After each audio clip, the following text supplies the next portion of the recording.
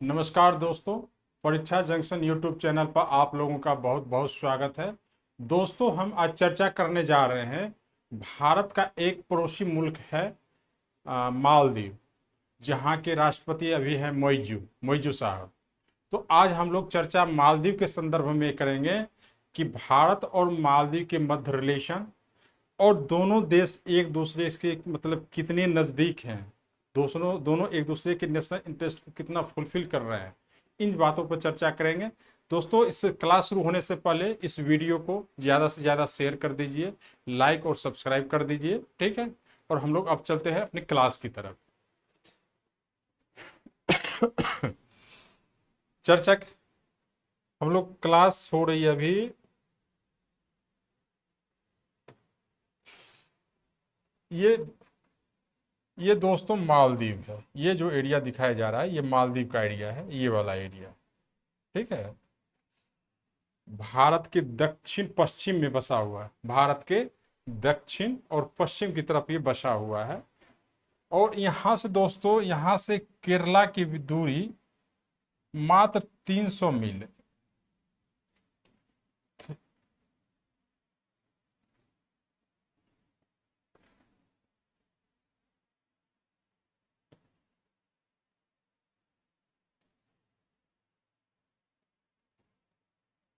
यहां से केरला के बीच की दूरी मात्र 300 माइल। और यहाँ मालदीव से श्रीलंका की दूरी 450 माइल।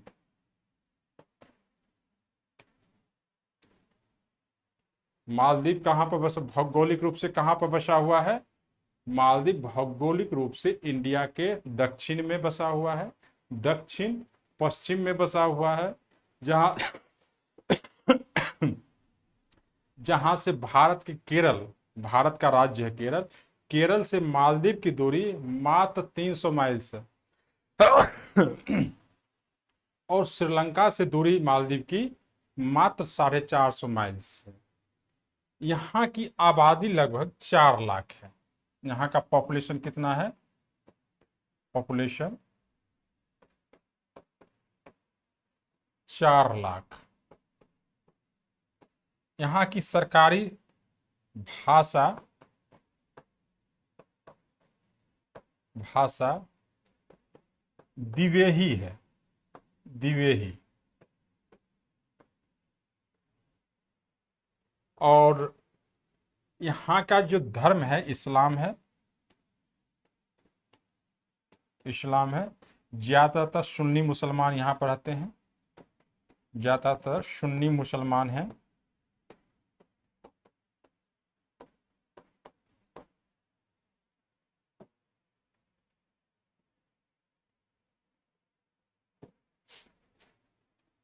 मालदीव की आबादी मात्र 4 लाख।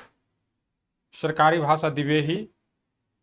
भारत से इसकी दूरी मात्र 300 माइल्स, श्रीलंका से 450 माइल्स। यहाँ पर सुन्नी मुसलमान ज़्यादा रहते हैं, और इस्लाम को मानने वाले लोग यहाँ पर ज़्यादा हैं। अब यहाँ पर देखते हैं, ये तो हुआ मालदीव के बारे में जानकारी। और मालदीव कोई एक छोटा सा द्वीप नहीं है। 1192 1192 छोटे द्वीपों का समूह है, छोटे द्वीपों का समूह है। और इनमें से कुछ ही द्वीप पर आबादी रहती है। इनमें से इनमें से कुछ ही द्वीप पर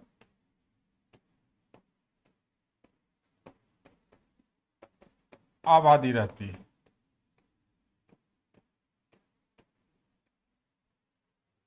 1192 छोटे द्वीपों का समूह है। सारा द्वीप बंजर पड़ा हुआ है या मतलब जंगलों से भरा हुआ है। कुछ ही द्वीप जो हैं सो वहां जहां पर आबादी रहती है। अब इसके अलावे ये ये तो मालदीव के बारे में सामान्य जानकारी हुआ। अब आगे देखते हैं। यहां पर मालदीव है, कि अंतरराष्ट्रीय राजनीति में मालदीव की क्या भूमिका है। अंतरराष्ट्रीय भूमिका। अब यहां पर देखते हैं कि ये हिंद महासागर में है। कहां पर है? हिंद महासागर में है। और हिंद महासागर में रहने के कारण ये बहुत बड़ा ट्रेड मार्ग है। क्या है? व्यापारिक मार्ग है। व्यापारिक मार्ग। और व्यापारिक मार्ग होने के कारण जो भी इस रास्ते से कार्गो शिप जाता है, क्या व्यापारिक मार्ग है, तो कार्गो शिप की सुरक्षा,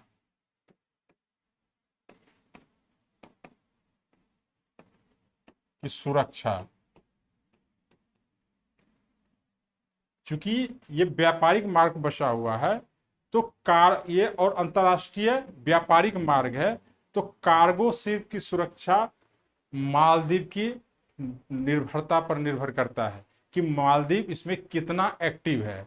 क्योंकि 8 डिग्री चैनल पर यह बसा हुआ, फैला हुआ है। क्या है? ये 8 डिग्री चैनल पर मालदीव फैला हुआ है।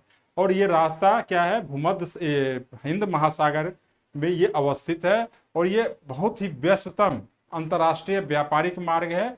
और जो कार्गो शिप पर लूटपाट की घटनाएं होती रहती है, किडनैपिंग की घटनाएं होती रहती है, तो इसकी सुरक्षा मालदीव पर निर्भर करती है।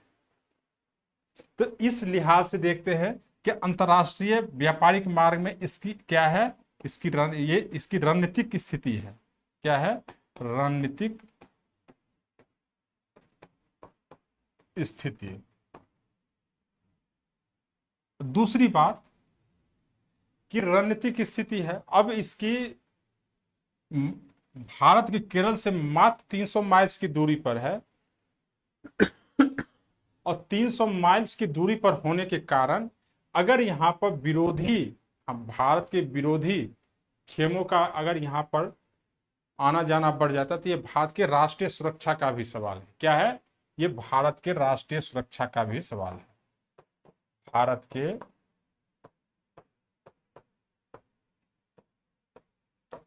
राष्ट्रीय सुरक्षा का सवाल। तीसरा, इसमें देख रहे हैं कि दिनों दिन strings of pearls, strings of pearls ये चाइना की नीति है। क्या है? चाइना की नीति कि अर्थात ये जो इंडिया है, इंडिया के जो भी साथ वाले मुल्क देश हैं, इंडिया के जो भी पड़ोसी देश है, उनके साथ चाइना अपने रिलेशन को डेवलप कर रहा है। क्या कर रहा है? और कहीं ना कहा है कि चाइना भारत का प्रतिस्पर्धी देश है। क्या है? प्रतिस्पर्धी देश है। चाहे महाशक्ति के बनने में हो या वैश्विक भूमिका में हो, हर स्तर पर भारत उसको क्या कड़ी चुनौती देता है। तो यहां पर क्या है? स्ट्रिंग्स ऑफ पर्ल्स के नीति के तहत वो भारत को घेरने की कोशिश कर रहा। इस लिहाज से यहां पर चाइना का क्या हुआ? चाइना यहां पर अपनी गतिविधि को बढ़ा रहा है। चीन अपनी गतिविधि को बढ़ा रहा है, गतिविधि को बढ़ा रहा।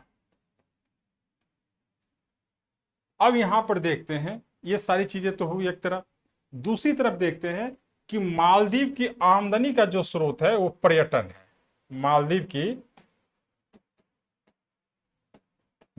की आमदनी का स्रोत क्या है? पर्यटन है। और सबसे ज्यादा पर्यटक कहां से जाते हैं मालदीव में? सबसे ज्यादा पर्यटक भारत से जाते हैं। अर्थात मालदीव की इकोनॉमी वो ब्लू इकोनॉमी है। और उस मालदीव की इकोनॉमी जो सबसे ज्यादा आमदनी होता है, जो इनकम होता है, वो पर्यटन उद्योग से होता है। अर्थात बाहर के लोग वहां घूमने जाते हैं तो वहां का होटल गुलजार रहता है, वहां का रेस्टोरेंट गुलजार रहता है, वहां का ट्रैफिक गुलजार रहता है। तो यह और पर्यटन उद्योग, अगर पर्यटन उद्योग कलेप्स करता है तो अर्थात मालदीव की स्थिति, आर्थिक स्थिति चरमरा जाती है। तो पिछले दिनों देखे थे कि इंडिया आउट के तहत जब वहां पर मोइजुस वहां के राष्ट्रपति बने तो भारत से और भारत के खिलाफ विश्वमन करने लगे, खिलाफ में बोलने लगे। तो भारत से जो पर्यटक मालदीव घूमने जा रहे थे उनकी स्थिति पर फर्क पड़ा, और ज्यों ही उनकी स्थिति पर फर्क पड़ा त्यों ही मोइजू क्या हुआ, गिड़गिड़ाने लगे, क्योंकि इससे उनकी इकोनॉमी प्रभावित हो रही थी। दूसरी तरफ देखते हैं कि मालदीव मात्र समुद्र से 1 मीटर ही ऊपर ऊंचा उठा हुआ, कितना है ये, मात्र 1 मीटर ही। अगर ग्लोबल वार्मिंग की समस्या बढ़ती रहे तो क्या होगा, ये समुद्र में डूब जाएगा। तो पॉलिटिकली देखते हैं कि 1966 में मालदीव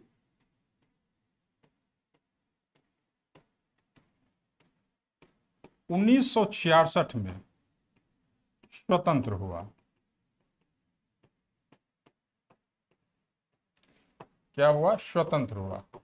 1966 में स्वतंत्र हुआ, किसके सहयोग से स्वतंत्र हुआ, भारत के सहयोग से।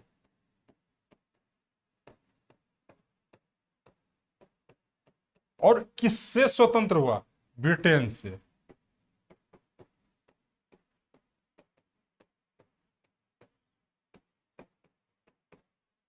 जब 1966 में मालदीव स्वतंत्र हुआ तो 1966 से 1978 तक यहां पर नासिर का शासन रहा। 1966 से 1978 तक नासिर का शासन रहा, और 1978 से 2008 तक अब्दुल ग्यूम का, अब्दुल ग्यूम। और अब्दुल ग्यूम भारत समर्थक माने जाते थे। क्या ये भारत समर्थक माने जाते थे। और 2008 में वहां पर लोकतंत्र की पूर्ण बहाली हुई। लगातार 30 साल तक अब्दुल ग्यूम का वहां पर शासन रहा, और 2008 में क्या हुआ, वहां पर लोकतंत्र की बहाली हुई, और लगातार वहां पर 4 वर्षों पर चुनाव होते आ रहे हैं। तो यहां पर देखते हैं कि जब अब्दुल गयूम की सरकार थी तो यहां पर मालदीव के खिलाफ क्या हुआ, श्रीलंका में षड्यंत्र रचा गया। श्रीलंका में षड्यंत्र, और इसके तहत कुछ लोगों के हथियारबंद समूह ने मालदीव पर हमला कर दिया। कुछ हथियारबंद समूह तख्तापलट के उद्देश्य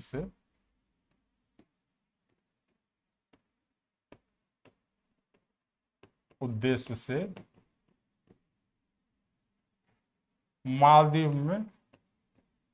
मालदीव पर हमला कर दिया।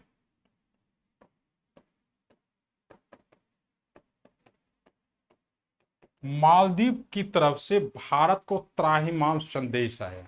ये 1988 की बात, कब की बात है, 1988 की बात।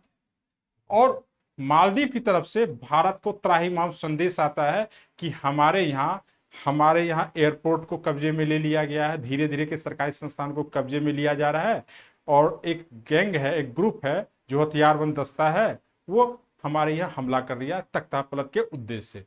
भारत ने तुरंत क्विक कार्रवाई किया और सैन्य हस्तक्षेप किया, और इस ऑपरेशन को नाम दिया ऑपरेशन कैक्टस।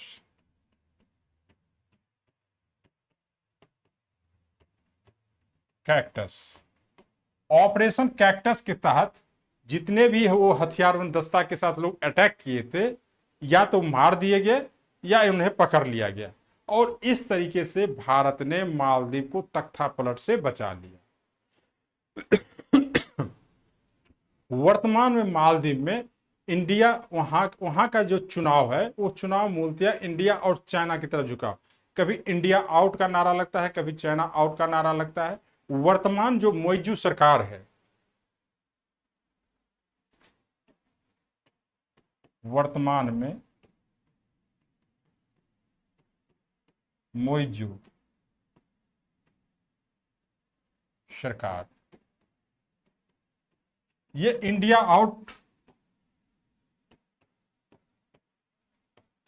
स्लोगन से ही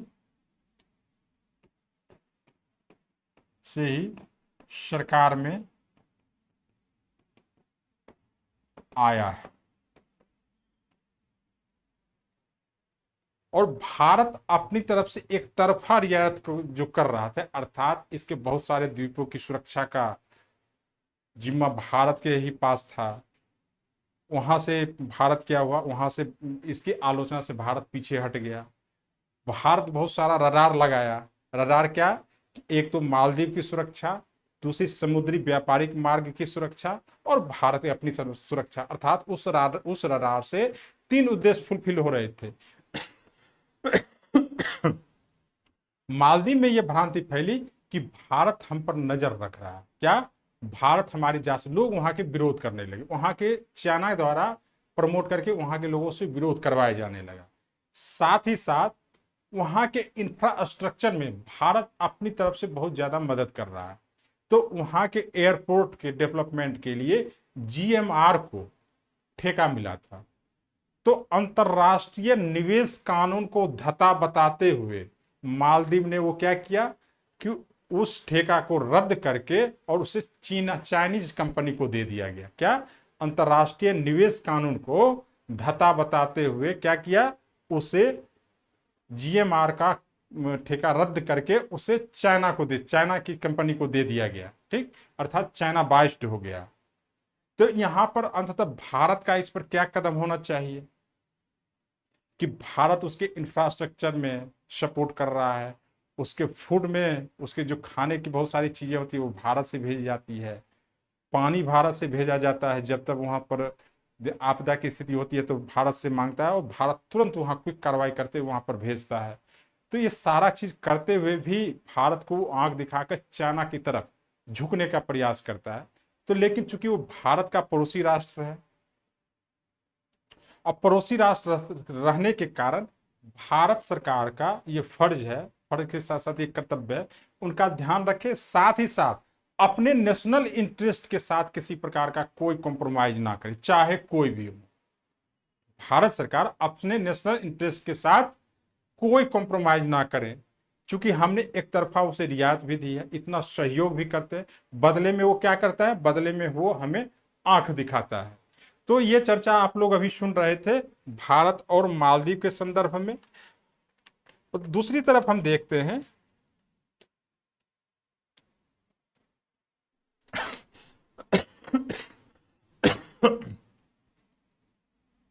दूसरी तरफ देखते हैं भारत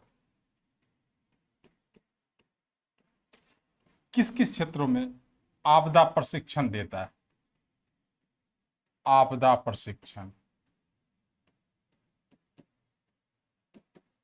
चूंकि मात्र वो 1 मीटर ही समुद्री सतह से ऊपर है, अगर थोड़ा भी समुद्र में उफान आए या समुद्र का जल स्तर थोड़ा ऊपर बढ़े तो मालदीव क्या हो जाएगा, डूब जाएगा।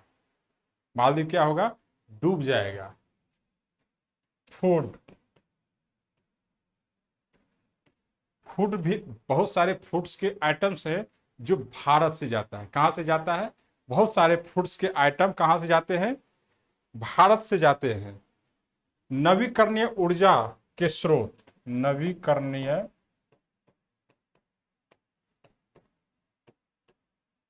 ऊर्जा के स्रोत को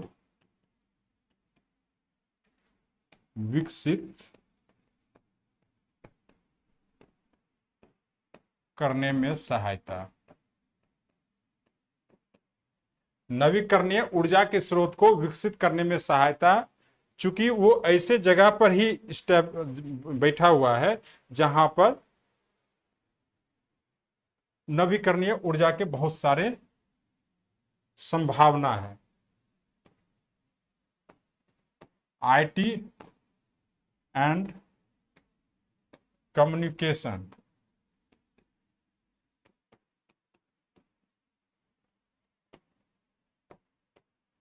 के क्षेत्र में सहायता, इंफ्रास्ट्रक्चर में सहायता,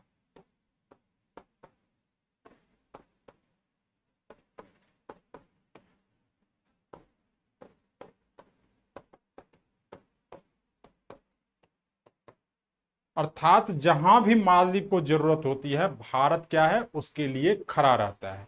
अब जरूरत क्या है कि मालदीव को खुद को साबित करने की, भारत तो खुद को बार बार साबित तो कर ही रहा है, अब मालदीव को है कि वो भी एक अच्छे पड़ोसी का धर्म निभाए, वो भी क्या करे, एक अच्छे पड़ोसी का धर्म निभाए, और वो भी खुद साबित करे कि अगर सामने वाला मेरे लिए कर रहा है तो हम भी उनके लिए खड़े हैं। ये दोस्तों आज आप लोगों को भारत और मालदीव के संदर्भ में चर्चा की गई, भारत और मालदीव के संदर्भ में आप लोगों को जानकारी दी गई। ये क्लास यहीं पर खत्म होती है। नेक्स्ट क्लास में हम एक नए टॉपिक के साथ फिर हाजिर होंगे। तब तक के लिए नमस्कार, जय हिंद, जय भारत।